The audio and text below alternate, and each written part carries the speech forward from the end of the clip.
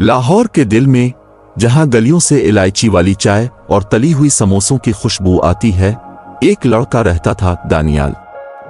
उम्र 14 साल, आंखों में तजस्सुस और कमाल का हुनर। रेडियो से लेकर पतंग की डोर तक सब कुछ ठीक कर लेता था। इसका खानदान दहली गेट के करीब एक छोटा सा बिरयानी का होटल चलाता था और दानियाल स्कूल के बाद देगे हिलाता था, वो भी एक ऐसे चम्मच से जो खुद इससे लंबा होता था। लेकिन दानियाल सिर्फ बिरयानी वाला लड़का नहीं था, इसके ख्वाब बहुत बड़े थे। वो रोबोट बनाना चाहता था। एक दिन जब वो बिरयानी देने करीबी टेक इंस्टीट्यूट गया तो उसने एक रोबोट को शतरंज की चालें चलते देखा। इसकी आंखें खिली की खिली रह गईं।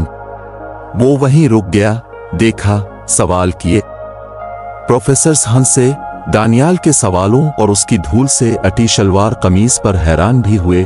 उन्होंने इसे एक किताब दी।